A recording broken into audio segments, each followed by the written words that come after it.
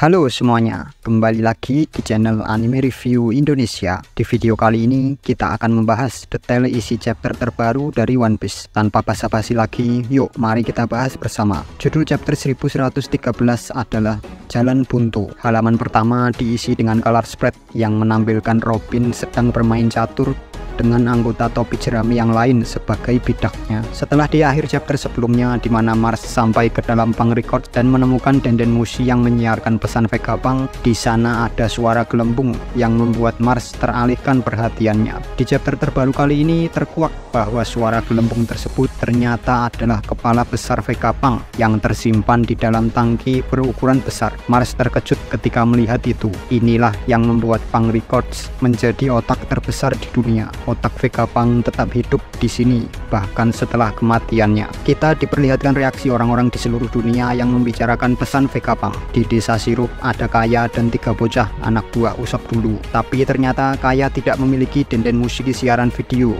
Jadi mereka hanya mendengarkan suaranya saja dari Denden Mushi biasa. Di Twin Cape ada Crocus dan Labun yang juga mendengarkan Denden Mushi. Di Baltimore, kampung halaman Vegapunk, seorang kakek tua membanggakan bahwa Vegapunk lahir di sini. Orang-orang di sana juga tengah menyaksikan siaran video tersebut. Di kerajaan Birdi, tempat Chopper latihan, dan di Hachinosu juga diperlihatkan orang-orang sedang mendengarkan siaran Vegapunk. Waktu tunggu pun habis dan Vegapunk mulai berbicara. Mars kemudian langsung menghancurkan siput sumber siaran tersebut. Tapi ternyata siaran Vegapunk tetap tidak berhenti. Siput tersebut ternyata palsu dan bukan sumber siaran yang asli. Itu membuat Mars menjadi sangat marah dan memaki Vegapunk. Beberapa orang di dunia bergembira Vegapunk memulai pesannya. Ada seseorang yang sepertinya mirip Smoker jika dilihat dari model Denden Mushinya. Mars kemudian menggunakan telepati untuk berbicara dengan Gorosei yang lain. Mereka sama sekali tidak tahu sejauh apa dan apa yang akan dibicarakan Vegapunk. Tapi York mengatakan kalau Vegapunk akan melanjutkan tekad dari Ohara. Tapi kali ini endingnya tidak akan seperti Ohara yang dapat dengan mudah dilenyapkan.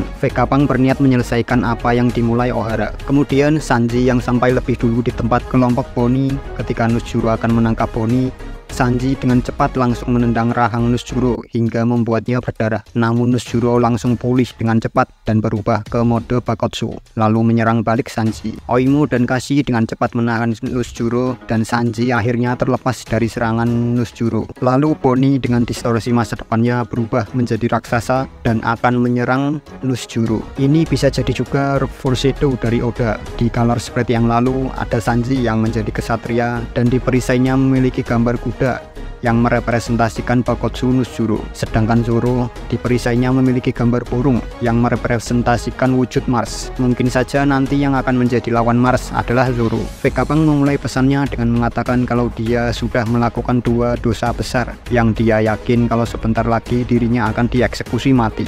Makanya dia mempersiapkan siaran ini untuk disebarkan ke seluruh dunia tepat ketika jantungnya berhenti berdetak. Orang-orang di seluruh dunia kaget kalau Vegapunk ternyata saat ini sudah mati. Caesar yang sedang bersama Judge juga marah sekaligus sedih ketika tahu Vegapunk sudah mati. Padahal mereka sedang bekerja sama untuk mengalahkan Vegapunk. Morgan cukup marah karena siaran Vegapunk ini akan mematikan bisnis media cetak miliknya. Vegapunk tidak menyalahkan orang yang membunuhnya adalah orang jahat, entah siapapun orangnya. Tapi kita semua tahu ini mengarah ke Kizaru yang terakhir menyerang Vegapunk. Makanya saat ini Kizaru sangat terpukul sekali karena sudah membunuh teman baiknya sendiri. Di kelompok Usopp, Saturn telah sampai di hadapan mereka. Robin sedikit flashback kejadian di Ohara. Dia mengingat suara Saturn saat dirinya masih kecil. Semua yang ada di sana berusaha untuk melindungi Robin ketika Saturn mulai menyerang. Mars masih berusaha untuk menghancurkan bangunan yang di dalamnya dirasa ada sedikit sumber kehidupan dari Denden Mushi, tapi dia tetap tidak menemukan yang asli.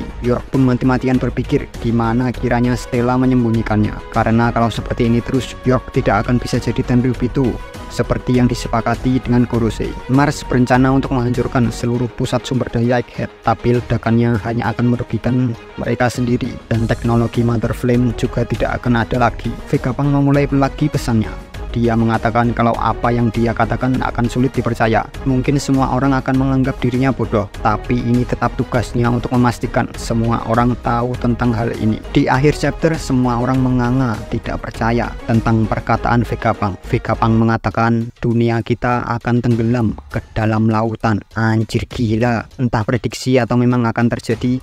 Tapi apa maksud perkataan Vegapunk ini? Di panel akhir tersebut, di atas pulau Egghead muncul awan gelap dan angkatan laut yang tadi menganga. Mereka melihat ke atas sambil cahaya sedikit demi sedikit redup, dan di lautan bawah ada manusia duyung yang kemungkinan tempat tersebut tepat di dasar laut Egghead. Cahaya juga sedikit demi sedikit redup. Apakah Mother Flame sudah diarahkan ke pulau Egghead atau justru Im Sama yang muncul dari atas Egghead? Dulu Iceberg mengatakan pada Franky bahwa hari di mana pulau ini akan tenggelam lebih cepat daripada yang kita duga. Jadi Iceberg akan membuat Water 7 dapat mengambang. Apakah ini foreshadow udah bahwa nanti seluruh dunia akan tenggelam? Makanya beberapa pulau didesain lebih tinggi atau bahkan bisa mengapung seperti Alabasta, Zou, Water 7, dan Thriller Bark. Dan juga senjata kuno yang selama ini terlabelkan sebagai senjata pemusnah massal, apakah juga tidak benar? Pluton adalah kapal raksasa, Poseidon adalah duyung yang dapat memerintah monster laut untuk menarik Noah,